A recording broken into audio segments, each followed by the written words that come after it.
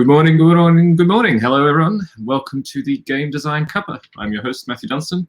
Hope you're doing rather well this Wednesday, the 10th of February. It's 10 o'clock in the morning here in Prague, and a pretty grey kind of day, as is the norm for for winter, I guess. But yeah, how is everyone doing today in this fine world?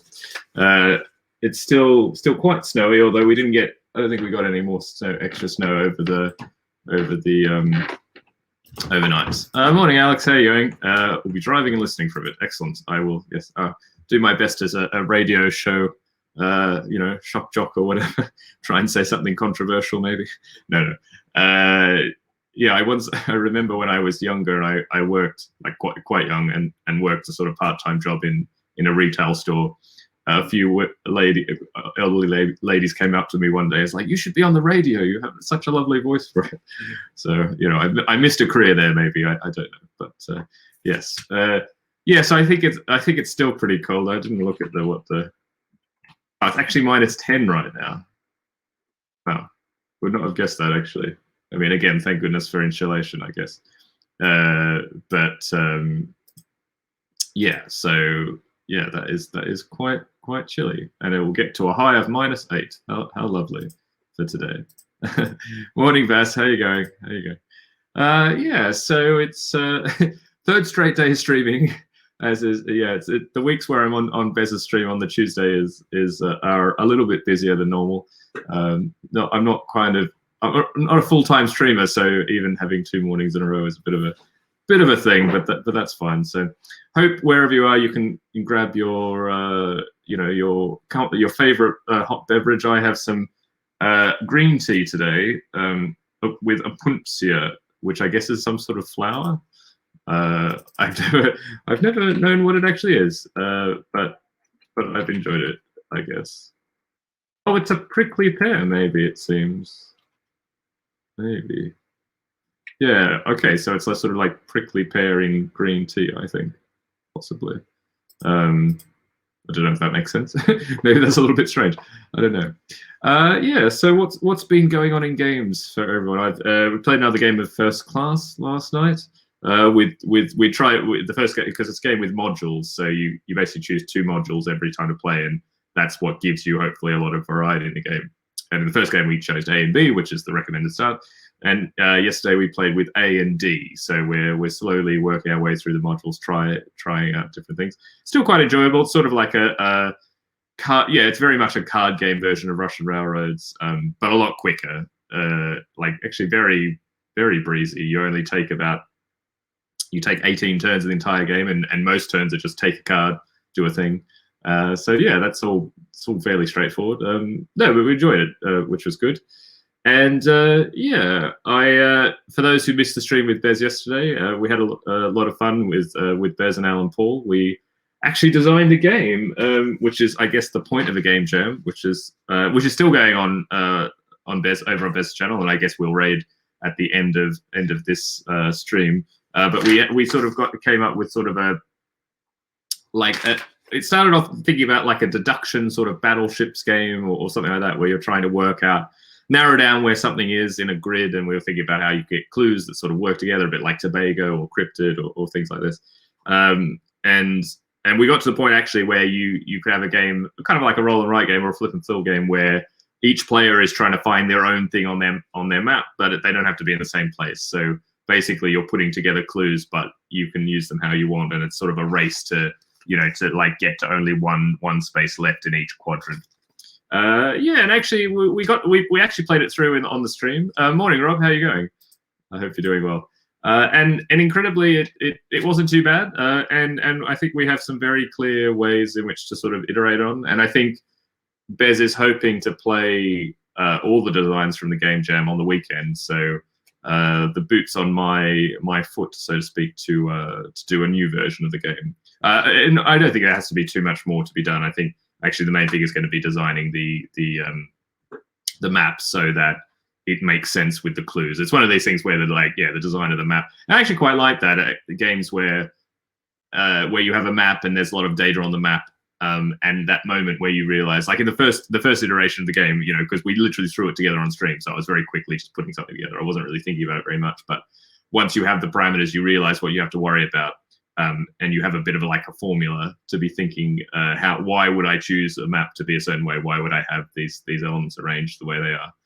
So in this case, you know, I have to make sure that basically every space on the map has an equal chance of being used by clues, or like it can be referenced by the same number of clues, so they're sort of equally like available to be crossed off. We found out that there were like a few squares on this current map that couldn't be crossed off with any clue, which is a bit of a problem. So, but once you know that, then you can, then it's just mathematics, or it's just, you know, it's sort of gone from design to sort of content or something. It's like, you know the rule, you just have to do it. It's not you don't have to be creative at that point in a way. Which is good. It's nice to have made that, and that's actually quite fast to have kind of realized what we need to be doing. And I'm actually really happy with the game. I'm not sure if anyone was watching the stream, but I haven't done that many game jams. I didn't participate in Michael's game jam earlier this year, and I didn't really do it in, you know, before COVID times. But so I guess I wasn't necessarily. What was the thing? I wasn't expecting that we would come up with it again. And I you know, you never know. I think, you know, but actually, yeah, I'm actually pretty happy with it, and I think there's a couple of things that we can try immediately that I think will make the game a lot smoother. And honestly, I think it's something that I could easily see pitching to a publisher. Actually, I think it's a really good form factor at the moment, and it's pretty straightforward. You know, a small deck of cards, you know, pad of sheets. I think it could really fit in the kind of like the roll and write kind of mold. So yeah, I seem to be just making a lot of roll and write games at the moment, which is what this pandemic is leading us all to do, I guess. But I don't think the fad's going away. I mean, you look at NSV, you know, if we look on Board Game Geek, like they just did a post of all the new NSV games that are getting released. Well, I mean, I guess now or in, you know, later in February or something like that. I can bring it up on the screen here. And morning, Rory. How are you going? I was chatting a little bit about the game jam from yesterday on Bez's stream, and just like how it seems like roll and writes are never going away, because because NSV, which is this publisher in Germany, ever since Quicks, which I don't know when Quicks was. Quicks, is that how you spell it? Yeah, 2012. So that's almost 10 years really of like roll and writes. And you know, there's Hashi from Jeff Allers, which I sort of talked about before, based on these logic puzzles. We've actually made a first prototype of our new game that we're working on together, another roll and write, sort of Western themed game, which has started pretty well. There's another roll, so that's 2 roll and writes. There's another, and then they've got all these minis now, which are mostly roll and writes. So 2 more roll and writes. This one isn't a roll and write, so these aren't, but that's fine. So and this is now, so like of the games, like 5 of them are roll and writes that they've announced. So yeah, it doesn't seem like the craze is going away. I think there was a point where I can't remember when I was sort of talking to publishers, and I think we were sort of musing like, is this going to be is this a fad, and is it going to sort of flame out at some point, or is it really just going to become a new genre that you'll just see more and more games? And I think something is similar with, say, escape room or narrative games. I don't know if that. I think that it's a genre that's here to stay. I think it attracts a completely different audience, and I think roll and writes are similar. And it's interesting also because I sort of argue that, I mean, and no offense to NSV, but like these games aren't particularly, like, looking at them, they're not exactly like out of the box sort of things. But there's still an audience even for this very, I would say, very like conventional roll and write style of game. These kind of like cross the off boxes in a very abstract way and things like that, which is kind of what NSV's thing is, to be honest. But as Ray said, there's way more that can be done with roll and writes, and I completely, as Roll agrees, and I agree. I think there's a lot more to be done, and I think also, production wise, they're still fairly cheap to make, and the small form factors are good, very portable. vote and write. I mean, isn't that how voting actually works? Probably. It's like the roll and write voting system. Yeah, so that's interesting actually. So I guess I'm not that worried about making a lot of roll and writes. I mean, I had resisted for quite a while, but we'll have the Kickstarter for the Dice Hospital roll and write soon, probably in the next few months. I signed a roll and write with Blue Orange, which will come out, I guess, next year probably. So yeah, it's I'll see what it's like. I mean, and it's a style of game that I play a lot still. We play Metro X a lot, which is a really fantastic roll and write game. But there's a lot that we play. And we played like Quinto, some of the old NSV titles, Quinto and Quicks. We played a lot in the days. Rory said, "Have we seen a roll and write legacy game yet? That feels like an obvious direction." I don't know. Was there a Button Shy competition that was a legacy game? But maybe that was for an 18-card legacy game. I mean, I guess so. But it's interesting. Well, no, we have seen somewhat of a legacy game because the what was that called? There was a Kickstarter for two. It was something from Jason Tagmeyer. It wasn't Button Shy though. It was like two roll and write books. I'm trying to find it now. Yeah, Blood Royals. This is it. So these books were these roll and write books essentially, and there was a legacy element to this this Blood Royals this Blood Royals one especially, I think, because you would essentially have like the realm would, yeah, I think you would like it, Rory, actually. And also, like, I think you would appreciate I think that was very clean graphic design. I actually have the, if I stop sharing, actually, I'm pretty sure that I did back it. I backed it at the sort of print and play level. But unfortunately, in retrospect, maybe I should have actually got the printed thing, because it just means that you never actually, you never, you never actually print it off, because it's sort of color ink with these things. I have absolutely no idea where it is, though. Shelf. Oh, wow. I'm just looking through my files, and I found a completely new sort of trove of old game designs. Would you believe? I don't know if you can. Hold on, share screen. That one. Yeah, I don't know. I was looking. I have like a game design folder, and I usually throw. And if I'll spiel press. This is it. Oh wow. Okay, so I could also just find it immediately when I. Who would have thought? Yeah. So this is Blood Royals, and I'm just trying to look and see. Yeah, because you basically are supposed to play the sheets in order, like through different ages, and they'll affect. I'm trying to see if I can find. Yeah, I think it then will tell you how things change from game to game. This doesn't have the yeah, but it looks like this, and there's different things that happens like in age 2 and things, and depending on who wins it, because it's a two player game. And the other one was this Star Maps, which I'm not sure if it was. I don't think it was as. I think you're still supposed to play it in order, and essentially they do introduce new rules as you go, because you can see, like, I think there's this map guide. Does it change? Yeah, the map guide kind of changes, and you have new maps and things as you go on with new rules. So yeah, that's Star Maps and Blood Royals from what were they called? They were called the Spiel Press. And I don't know actually if they ended up doing anything more. But no, the only other point is that I don't look through my folders very often, and I found this interesting thing called Shelf, and I was like, what is Shelf? And it turns out that, here we go, here's a bunch of things that are even older game designs. So I think I was wondering, like, why I didn't see older games in my folder. So here's stuff from 2011. This is really when I would have started when I really would have started designing games, basically.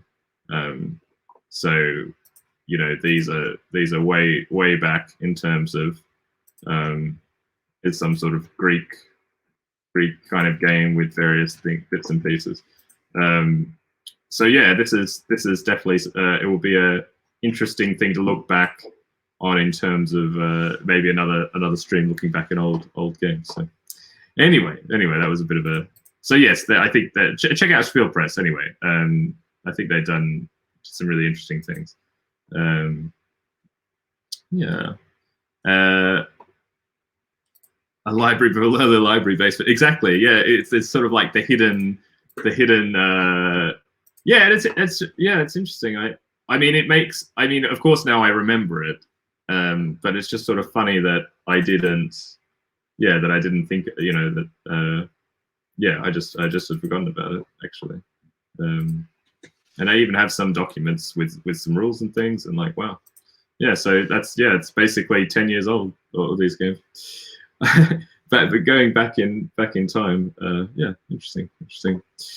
So yeah, what's everyone else up to today, or if you have any, as always, any questions, any comments about the gaming world? I'm sort of, I guess I'm your like, you know, I'm almost like, what is a talk show host or something, you know, for now, and I'll take caller questions or something. That's where they keep the soul surviving copy of the Dunstan Monocon. Yeah. It'd be interesting to see if any of these games actually did end up becoming. Yeah, I had like a cooperative deck building RPG and a Mancala micro game. These had better names than a lot of the other things, to be honest. There was also, I remember, I was trying to. It was like, it's taking me back. There was so AEG had, and I guess this was like what year was that AEG? In 2013. So they had this. AEG had this idea that they wanted to make a series of linked Euro games, but they weren't linked mechanically necessarily. They'd be linked by having the same world, and it was called. So the games that ended up getting published was Dominare. I should find it on. Was it Dominare or something? What are they called? It was just Dominare. Yeah, here, Dominare. Yeah, this is it. So these were the games, and they were in this. Yes, the city-state of Tempest. That was the idea. So essentially, these games were all linked with the same world, but the games themselves were different. And I think they had decided on the first 3 games that they were always going to do. I'm just trying to find the other ones. They probably have. I guess they have a family. Yeah, Tempest Shared World. It's actually the world that the Love Letter, like when they brought out Love Letter, they put it in their same world. But really, they ended up only doing 4 games. They had Courtier, which was a Philip Dubarry sort of title.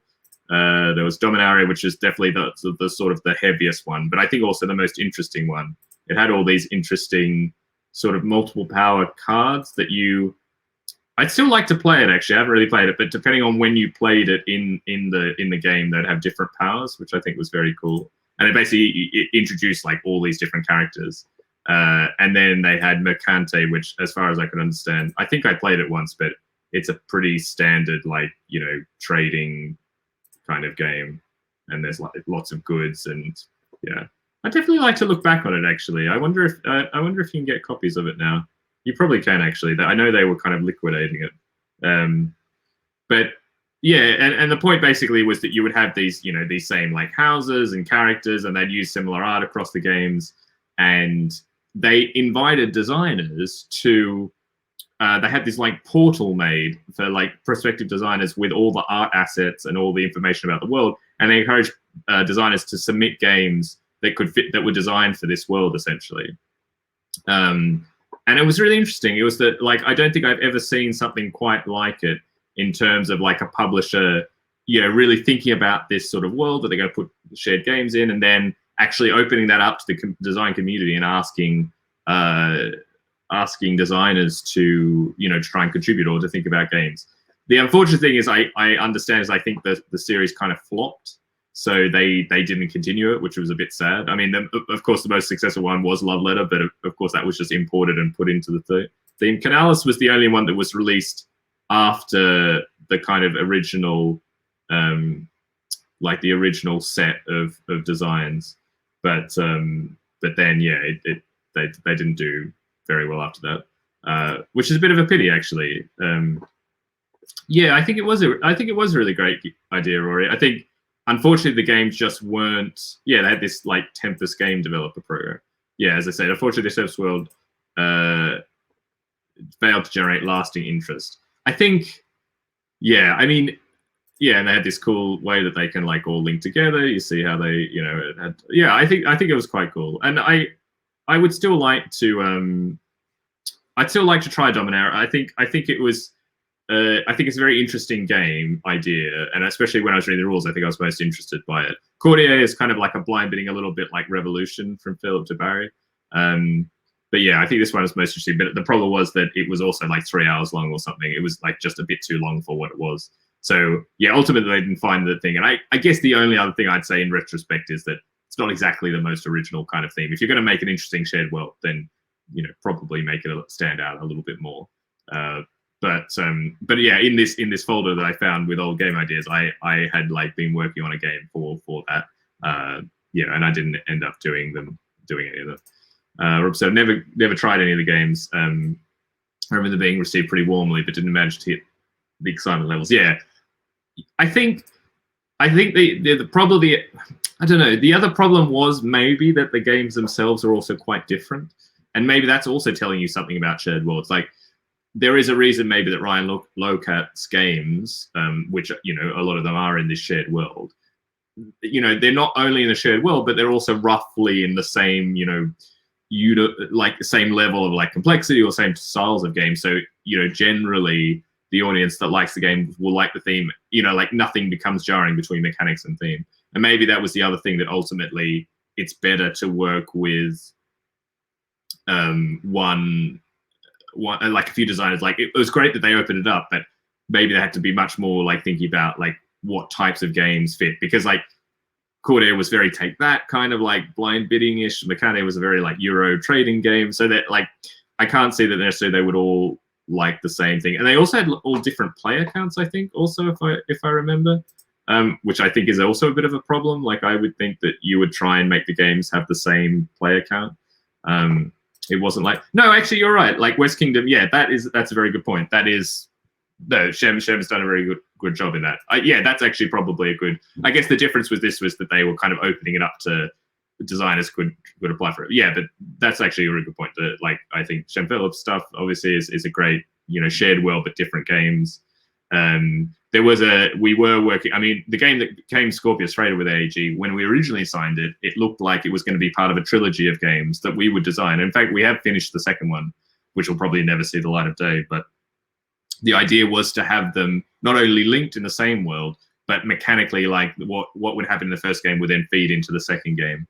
But at some point, it was decided just to not do that anymore, and they just published the first one, changed the theme completely, pretty much, published Scorpius Raider, and then yeah, the second game I think will never get published, sadly, which is a bit of a pity.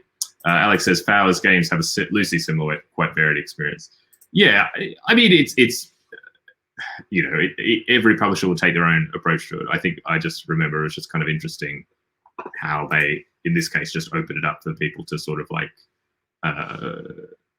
to kind of design to submit things. I think it's an interesting kind of challenge. Yeah, so yeah, it's reminding me I should try and have a look and see if I can get a copy of Dominaria. Maybe I'll reach out to AG and see. Yeah, I remember being quite interested by it anyway.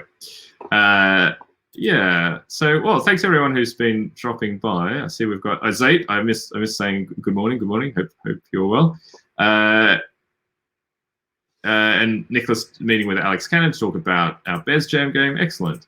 And Rory's also working on a Bez Jam game and some PRA teamwork. Sounds great. So, yeah, it sounds like this game jam is being very productive. Missed a question. Rob said, "Did any of the mechanisms you tried out in your early experiments get incorporated in something later?" Well, that is a stream all of itself. I suspect. I I mean, yeah, I would have to look quite closely. I suspect not actually. A lot of these, and I mean that was my problem when I was a young designer. But especially around this time, I seem to remember, like in 2012, 2013, I had this problem of like starting a lot of games and not finishing anything, essentially. So a lot of these things have like one prototype or like, the first thing made, and then I would abandon it. And it would mean that you just don't, you don't get to anything interesting if you don't sort of stick with it. And that means that you don't necessarily have like very good, like much interesting things going on. And yeah, but I definitely will have a look. I mean, who knows? There might be something, but we will see. It would be cool to look back actually. Yeah, there were some interesting ideas there, certainly. So no, we'll see. I mean, I'm sure there was something I did sort of subconsciously, and I brought that back in, but yeah. Anyway, we shall see. We shall see. Yes, no, the snow is very much still here, although it is. I think it's melting a bit. Yeah, it's sort of strange, but I guess the skylights probably get a bit of like warmth from the inside, so they melt more quickly. I think the plan is to actually go outside today and see a little bit of the outside world, and we need to do some shopping. So I haven't been outside for a little while, so I'll fully experience the cold, which my poor Australian body is not prepared for at all. But we'll see how that goes. Yeah, but yeah. What else in the game, on the game side? What things are going on? Lurk away, Nicola. Hope you have a good day. I am. Well, we have some. Well, I always have meetings. Just thinking, looking at what Actually, it reminds me. I should really try this star maps, and blood broils. I'm going to leave that open. It's just a pity that it's. I also never really had a printer, but now I do have a printer. So I think I will. Yeah, I will actually try out those games. I had them so long ago. Yeah, I wonder if they're doing anything more like Spielpress. I think it was such a good idea, but I think they just didn't do anything more. It seems, unfortunately. Yeah, I'm just sort of looking at. Yeah, they don't really have.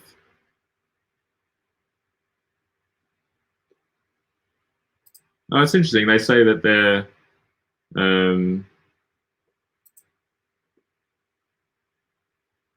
Yeah, the Spielpress says that they had one in 2019. They had one book, but they're looking for a second book to kind of pair it up with. Maybe I'll reach out to them and see what they're doing. Yeah, interesting.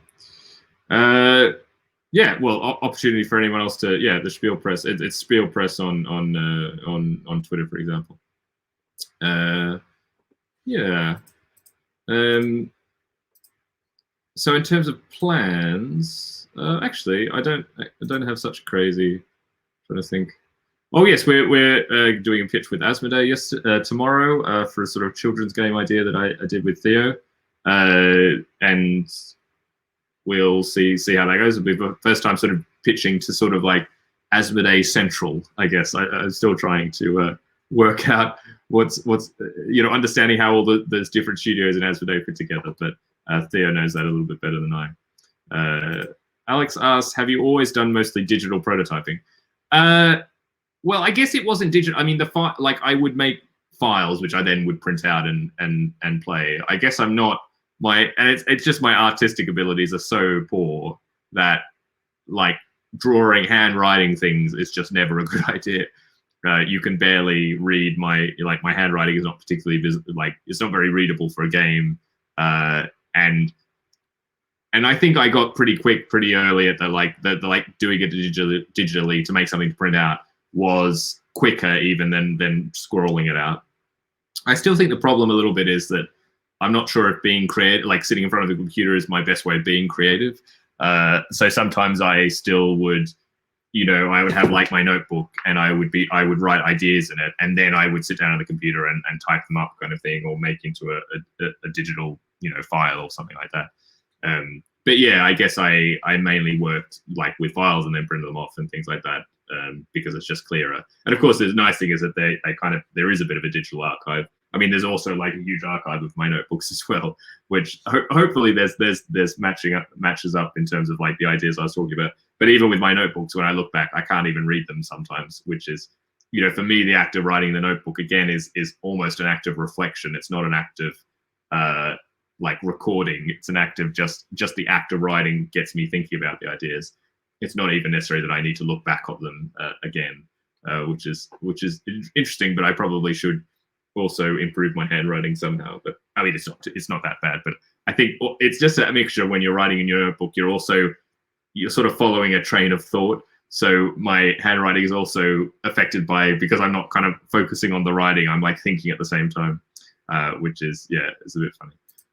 Alex says, my design workflow really improved when I bought blank cards and Sharpies. Okay, yeah. I mean, I think that it's very different. I know Bez, for example, a lot of her games start, you know, with blank cards and Sharpies, and I mean, and she obviously does really fun illustrations and things.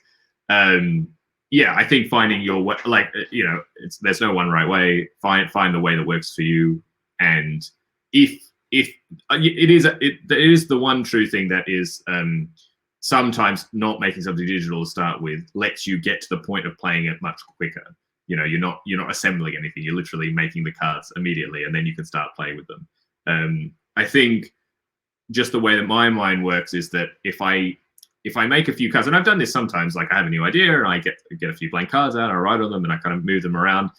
But that doesn't, if I don't have enough of the game sort of done or like there, or like sort of present in that prototype, then I find it hard to kind of like extrapolate from like moving a few cards around. So like that activity doesn't help me that much in terms of moving ahead in the design. So I tend to, yeah, I need to sit down on the computer and like make 30 cards and think about how do they fit together, or like, do I have the right distribution, or at least a plausible distribution. You know, it doesn't have to be the right distribution, but something that is like a good kind of like starting point. I think I value like maybe putting a little bit more effort into that starting point. But again, that's how I work now. Obviously, you can see that in like all these digital prototypes I did, you know, many years ago, I would make a prototype and I wouldn't follow through on it, or I would make one version, I wouldn't iterate. So, you know, that approach to do digitally now makes sense because I know how to kind of, or like I have more experience in following through. But you know, that I think that was missing earlier in my designing. Morning, Jay. How are you going? Welcome. Yeah, so I think find what's works for you, and yeah, breaking down the barriers to make that first prototype is important. If that means, yeah, buying some Sharpies and some blank cards, then that's a really good idea. And the blank cards are really good. You know, when I make when I do make some, I have made some card games where we've I'm vividly remembering we used to, Brett and I sometimes would set aside like a weekend where I would go and stay with Brett, and we kind of would game jam. Actually, I guess it was like a mini game jam without really thinking about it. Now that I think about it, normally I would come to the weekend having like a little list of ideas that I'd sort of been thinking about that I thought, and then we would sort of go through them and try them, and we'd talk about them. If something hit, then we'd try to make a prototype very quickly. And yeah, I had a blank card prototype, like blank, you know, writing things on blank cards for one of these things that the game eventually is going to be published by Libelud. Not this year, it looks like now. It'll be next year. But yeah, so that was successful. There were quite a few games that came out of those game jams now that I think about it. And that worked out really well. Rob's saying, I sometimes find that just rating existing games is an effective way of trying out. That's where having shelves of too many games will pay dividends. Yeah, exactly. I mean, I have like 3 plastic tubs of components, so I'm never short of having things to sort of move around. But yeah, I guess, I mean, in my undergraduate career, I did a research project into learning styles. Like some people like to learn visually or audio through orally, or like kinesthetically, like kind of moving things around with their hands, or like reading and writing and things like this. And you know, when you find the way that you learn, that that's the way you want to kind of consume information or record information. And I think I'm very much in the kind of like the writing kind of reading, writing kind of side. So for me, like the kind of making things up and like moving around bits doesn't necessarily do it for me. But for other people who are kinesthetic learners, then that's very useful. So again, that's why I sort of say it's not just about finding your way of designing, it's finding about your way of even how you like to consume information, how do you like to sort of, or synthesize information, how do you like to put it together? And that's not always about writing things, it's not always about reading things. It can be listening to things, or it could be talking about things, or it can be moving things around with your hands. So yeah, I think the main rule is just find what works for you. And early on, that can mean trying, you know, just trying to do things in different ways, because, you know, you just got to try a bunch of things, and then you'll hopefully recognize what seems to work best for you. And then you need to kind of reflect on that and say, well, like what games didn't work and what games did work, and what maybe how did I approach those games that did work, and try and sort of like distill out the practices that, because, you know, some of it can be very sort of subconscious, I guess, you know, that you succeed with a game and you might not think about why it succeeded. You're like, oh, you're just happy that, oh, I have a game and it works. And but actually looking back and saying, well, what did I do to get there, can maybe help you kind of like sort of pull out those little processes or little tricks that worked well for you. And then you can actually maybe like consciously try and use them in your next project. But yeah, so yeah, know thyself, or as the phrase goes. But yeah, it's that was a bit of a trip. Yeah, it was a bit of a trip down memory lane, I guess, in terms of thinking how old games are. But there's a huge graveyard of unused ideas or incomplete ideas on my computer and in my notebooks. I don't know if I would ever enumerate how many there actually are. Probably, well, definitely hundreds, if not even up to 1,000 or something like that. But yeah, not short of ideas. And I think that's it. The other thing is, like, the game world kind of moves on, I guess. I'm not completely pushed by trends. But a game that made sense 10 years ago might not make sense now. So I find like that there are definitely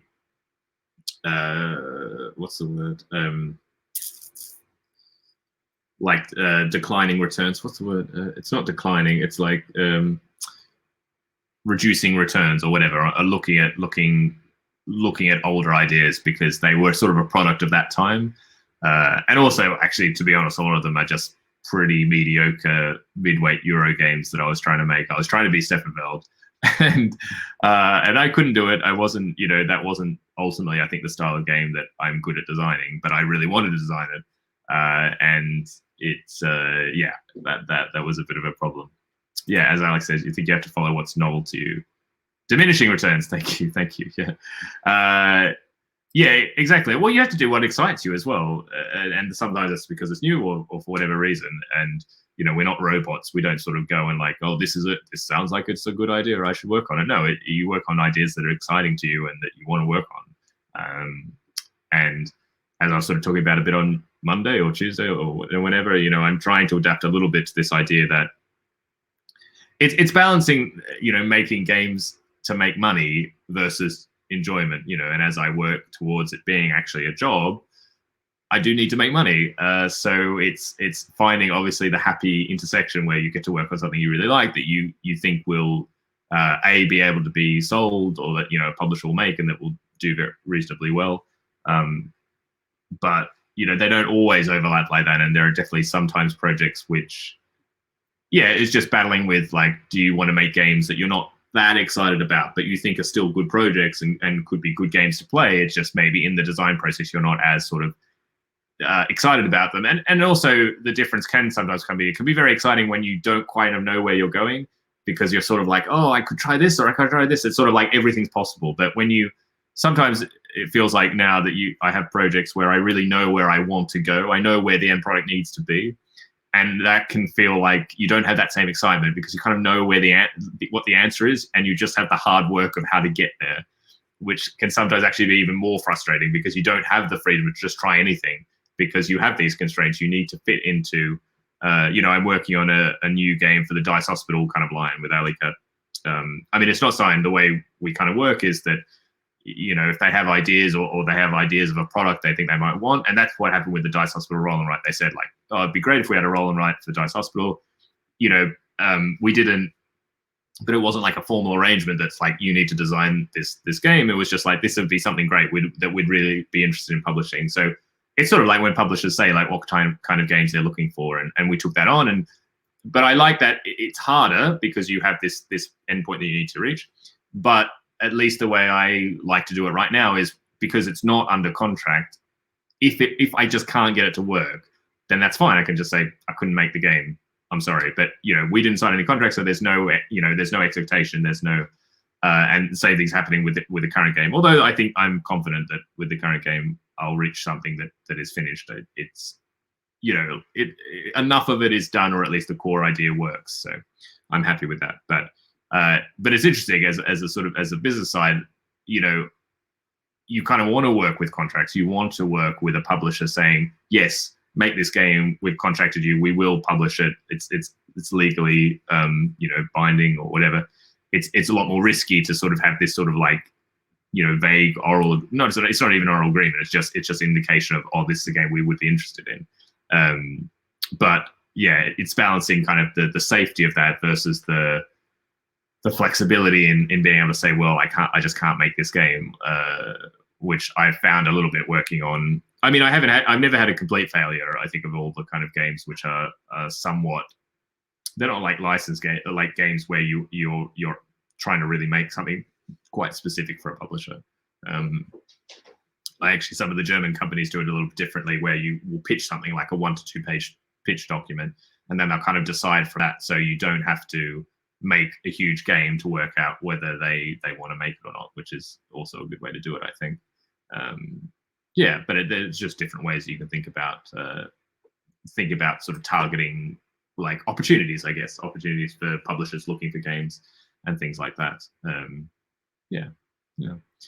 But I mean, thankfully, I think that's why it's also a really exciting time. There's so many new publishers popping up, and there's so many different, like the breadth of what we consider to be board games, and like the huge growth in narrative games and roll rights that we've been talking already.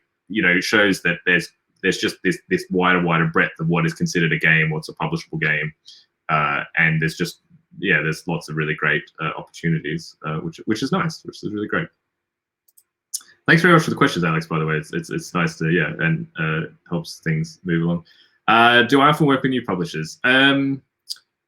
Not really. I mean, I work with new publishers to me, but I've never been involved with a publisher where I'm really like their first game, for example. I'm actually just now going to have a very quick look at my shelves and see. No, I like most of the publishers we worked with, or I've worked with, are pretty established. When I made Ice Team with the Flying Games, Ice Team was like their third game, but they were already pretty experienced. And you're working with Bruno Cavallo as well, who's also like a designer, but very experienced on the publishing side as well.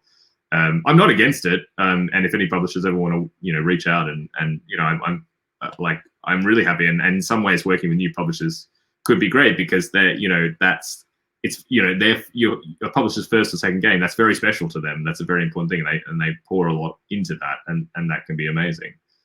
So yeah, I'm definitely open to it. It's just maybe I'm not as good as sort of being plugged into the grapevine of like opportunities, or I'm not as much like in the community. I always wonder, I mean, it's not a, what's the word?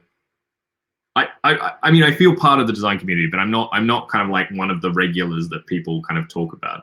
And I'm not saying that, I mean, I'd be love if people talk about me all the time, but I just think in terms of when people think about like, oh, I'm a publishing company, who are some designers I can reach out to? I'm not sure if I would like feature on those lists where people go like, oh yeah, I know these designers. I think of people like Scott Alms, for example, or like, I mean, obviously I've even been people like Eric Lang and like Matt Leacock and Rob Davio, these like very famous people. But yeah, even people like Scott Alms or like, next level down, where I think, they, for whatever reason, they're kind of well known, or that, they're, and that's great. They're sort of known by the community. I don't think, for whatever reason, I've never kind of broken through. I don't know whether it's like a US European thing, or, I see a lot of like US Twitter and like media, but I'm not in the US, so it's sort of this weird disconnect. And even this it's really nice, but we're very much like a European UK kind of community, which is cool.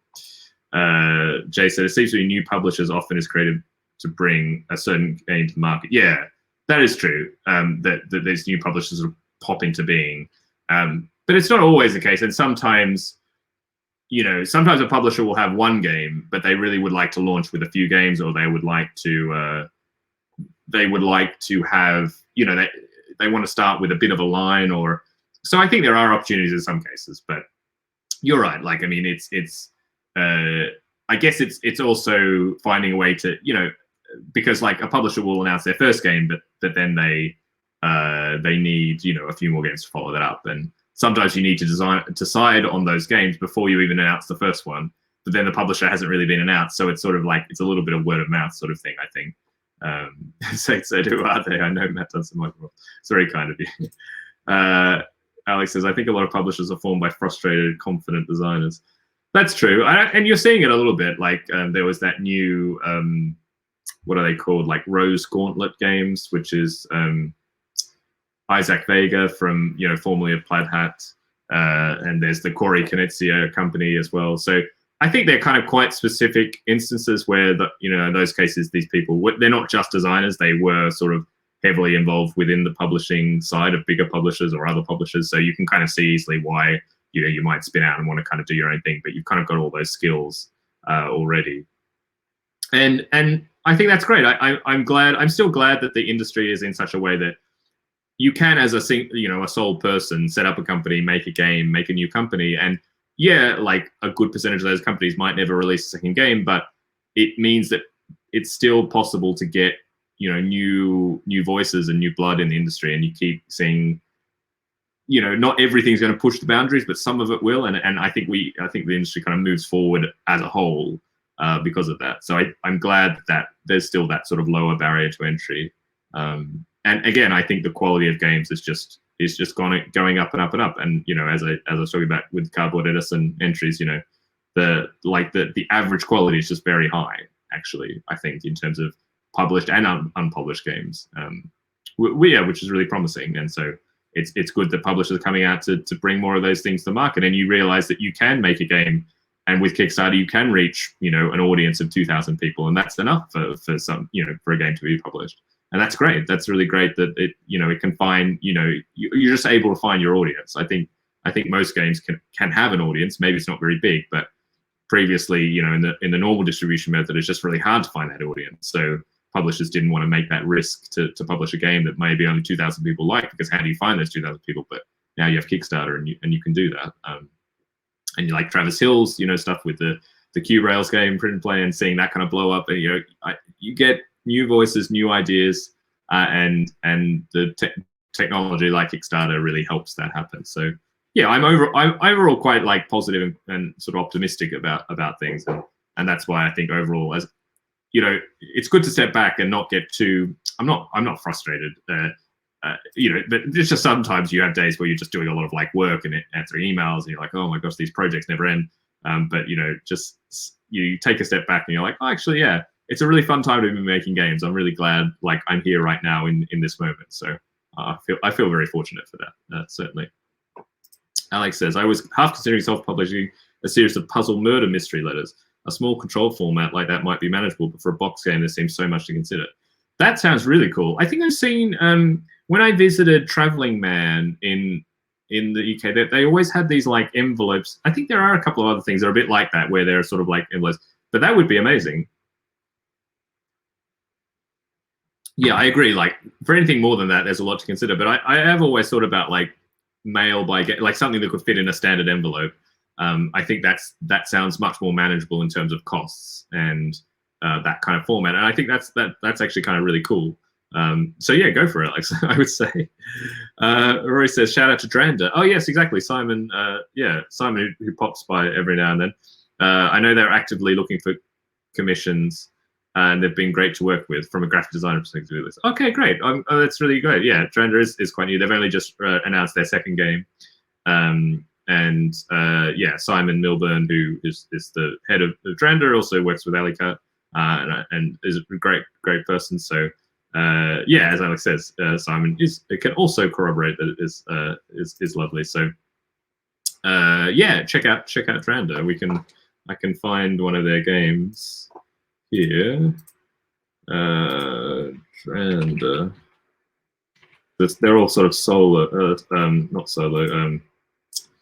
They had like solar kind of themed games. Yeah.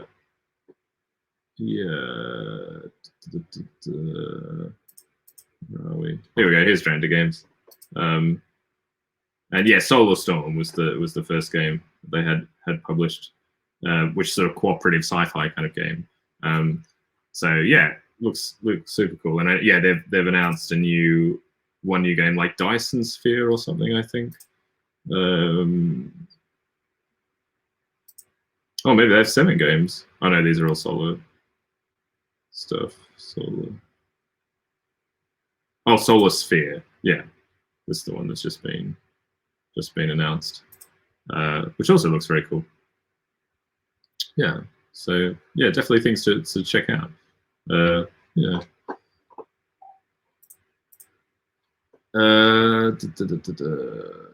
Yeah, an envelope. Yeah, well, maybe that's something to check. You know, you should try out for the game jam or something. Try and do an envelope game. It sounds like a good constraint to sort of work with. Alex, do you know something about the logo? Is there something I don't know? Rory, did you do the logo, or is there something? Is there something I don't know? I'm trying to bring it up a bit. Anyway, yeah. So we're slowly coming up on the hour. About 5 minutes, I guess. We'll be heading over, as always, to say hi to Bez. We'll be rating Bez. Come the hour. She's been quite on time, I think, generally. So I imagine we'll be heading over there. And I think she'll be game jamming. Might be with Reader Modal today. Someone can correct me if I'm wrong. I thought that was probably where it was. But yeah, I hope everyone's going to have a great day, whatever you're up to. Dina and James are today. Okay, great. Oh, interesting. Well, I'll definitely try and watch what I can. I have, I'm just, it's where I check what is my day actually looking like. Oh, I have another meeting quite soon. But so you can repeat all the jokes you want. It's always welcome, always welcome. Yeah. So what plans? I know. So some folk have talked about that they're going to be working on some more game jam entries for Bez's thing. Oh, there's no one for today. Oh, okay, interesting. So maybe Bez is just working by herself, or continuing the what were they, the Fighting Fantasy books?